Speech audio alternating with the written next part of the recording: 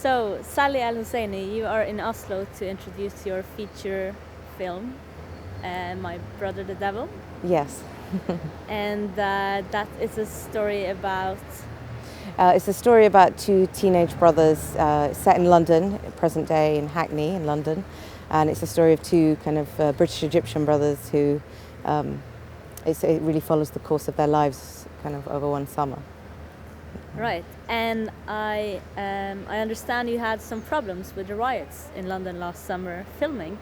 Yeah, what happened? Yeah, I mean the riots broke out when we were testing the camera, so the kind of rioting was happening when we were shooting the film, and it impacted the shoot quite a bit in that we had to rewrite scenes at the last minute to set them indoors, because there was a kind of London-wide rule that said that summer we couldn't film any scenes that were violent or that had youths on the streets of London. So that kind of made us have to think on our feet and, you know, rewrite scenes, set them indoors, kind of, you know, that affected the shooting, that we'd show up at locations with very little prep and have to kind of make it work in those spaces.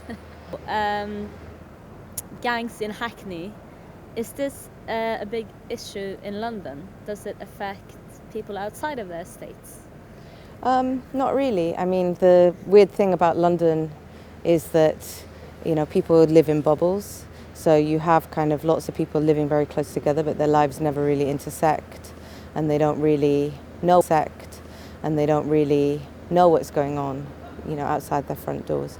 Especially now, Hackney's becoming a place where, you know, that's becoming yuppified, and a lot of people, kind of young people, moving in. It's a very fashionable place to live now, and you know, the kind of real local Hackney residents' lives don't really intersect with the new Hackney that's coming in.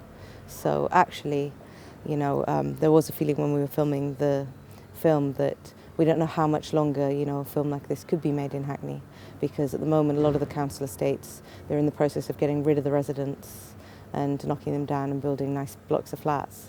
And there's a lot of building work going on all around Hackney, so yeah, but you know, even the estate where we film, we don't know how much longer it'll even be standing. So what will happen to the boys in the movie? Well, you know, it breaks up communities, you know, that have been there a long time. So, but I suppose it's economics. Yeah, it's true. And urbanisation is the story that's happening everywhere, really. Yeah, it's true. And you said in an interview earlier that you disagreed with how young Muslims are portrayed in the media or were portrayed around the riots. Could you comment on that? Yeah, I mean, I was really, when I set out to make this film, I was excited about having two kind of Arab main characters of Arab ethnicity or origins, and not having them as jihadists. And I almost set out to make the movie that wasn't the terrorism movie, and that was one of my ambitions.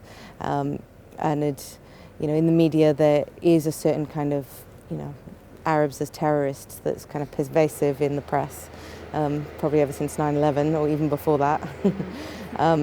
But likewise, even the stereotype of the hoodies, you know, of these youths, you know, a lot of people are scared of them, and they're portrayed as, you know, in the press as thugs. But when I was doing my research and getting to know a lot of boys that were involved in gangs and stuff, you realise actually that they are a lot more intelligent than people give them credit. And that was something I really wanted to show in the movie, was kind of their intelligence and the fact that they have feelings and emotions and can think deeply about stuff, a lot more than kind of typical urban movies allow these characters to be like. Yeah, this is very personal, but I noticed at the end of the movie it said in memory of Sharif. Yeah, that's Who is that? Yeah, I dedicated the film to my brother. Yeah. And that was part of the reason why I wanted to make a movie that was about brothers, but his life didn't have anything to do with the movie. It's fiction. So. Okay, yeah. Yeah. Cool.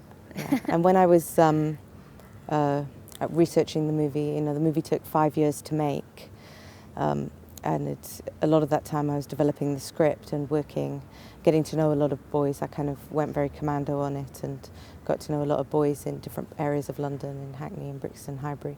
Eamon Hamdouchi, who plays Repo in the film, he was my script consultant, and he introduced me to a lot of his friends, and I really learnt the urban language. You know, linguistically I found it fascinating because, you know, this whole language that it originally came from American kind of urban hip-hop culture, but there's a lot of like Jamaican patois, Arabic words that have all kind of integrated into it, and it is this kind of melting pot, almost like the identity of these kids, you know. So I found it linguistically fun to learn that language in order to write the script. And it also, when I was spending a lot of time with these boys, I saw that there was a lot of pressure that they were putting upon themselves to be men. So that was when I started to think a bit more about what it means for these boys to be men and what it means to be a man for a boy who's growing up in this world, and also the cultural kind of things about being men from, you know, the Arab culture as well. And so, you know, really the film at its heart is about, I think, what it means to be a man for these boys. 5 years is a long time working on a movie. Did you ever feel like giving up, or? Well, actually, the average is supposed to be 6 years to make 6 a film. So I think 5 years is quite good. Yeah, then maybe 4 years on the next one. Do you have any future projects planned, or just in the starting? Yeah, I mean, I have a number of projects, but you never know which is going to be next. So what's sure is they're all very different to My Brother the Devil. I think the amazing thing about being a filmmaker is you can completely immerse yourself in a world and characters, and then, you know, it's almost like relationships. It comes to the end and you want something completely different. Yeah. So, you know, all I could really say is that my next projects will be very different.